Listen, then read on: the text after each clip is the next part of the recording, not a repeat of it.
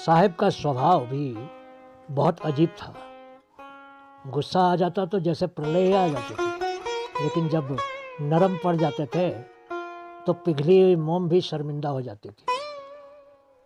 उस दिन सुबह ईंटों के भट्टे पर काम शुरू ही हुआ था कि धूल उड़ाती हुई कार देखकर मैं जल्दी जल्दी कागज पत्तर ठीक करने लगा। वो कार से उतरे और कच्ची ईंटों का एक चक्कर लगाकर मजदूरों की तरफ चल दिया। उन्होंने कमजोर से लड़के की तरफ इशारा करके मुझसे पूछा, ये लड़का कौन है? मैंने कहा, तारा का छोटा बेटा है जी। तारा के ऊपर पिछले महीने ईंटों का एक पूरा ठेला ही पलट गया था। साहब के माथे पर चिंता के भाव आ गए, लेकिन वो बोले, इलाज के लिए तनख्वाह के अलावा पैसे दे दिए थे कि नहीं? अगर उसको इलाज के लिए पैसे और तनख्वाह के पैसे दे दिए थे तो फिर इस छोटे से लड़के को काम पर क्यों लगाया है? मैंने कहा, सर जी, इसका बाप ही पीछे पड़ गया था कि बड़ी बेटी की शादी करनी थी, इसलिए मैं इस लड़के को भी कुछ दिन की नौकरी दे दी ताकि कुछ और कमाई हो जाए। सरदार साहब ने उस लड़के को इशारे से अपने पास बुलाकर पूछा, बेटा जी, तुम स्कूल जाते हो? जी हाँ, जाता तो था, लेकिन अब नहीं जाता हूँ। वो लड़का घबराते हुए बोला। सरदार साहब ने कहा, अच्छा, तुमको पहाड़े आते हैं? जी हाँ जी, आते हैं। सरदार साहब ने उसको लकड़ी की एक छड़ी देकर कहा, तो ठीक है, ज़मीन पर इस छड़ी से 20 तक के पहाड़े लिख कर रख, हम अभी आते हैं। जब मैं और सरदार साहब दफ्तर में थे तो वो बोले, ऐसा करना, इस लड़के की पूरे महीने की तनख्वाह में 7,000 रुपये और जोड़कर बाहर उसके पास ही ले आना।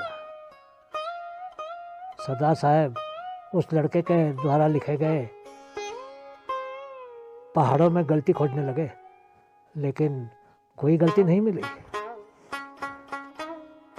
उन्होंने उस लड़के को उसकी तनख्वाह और 7,000 रुपये अलग से देकर कहा, ले बेटा, ये अपने पूरे महीने की तनख्वाह ले ले, और ये 7,000 रुपये तेरी बहन के विवाह का शगुन है।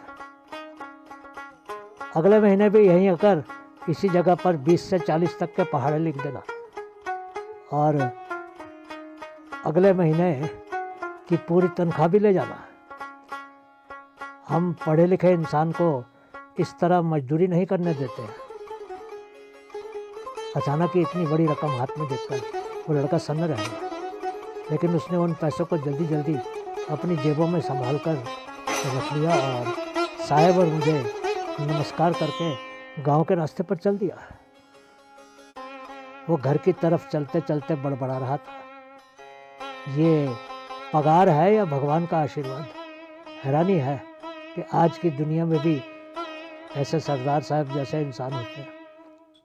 घर पहुंचते पहुंचते उसकी आंखों से आंसू गिर रहे थे, लेकिन उसने अपने आंसुओं को बहने दिया, क्योंकि अब उसकी बहन की शादी भी हो सकती थी और वो फिर से स्कूल जा सकता था। मित्रों, बाल मजदूरी को समाप्त करने के लिए आप जो भी कर सकते हैं वो किया कीजिए।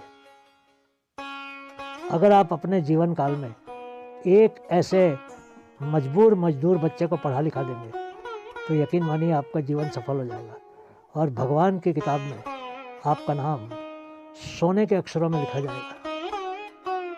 अपना ख्याल रखिए। बहुत बहुत शुक्रिया।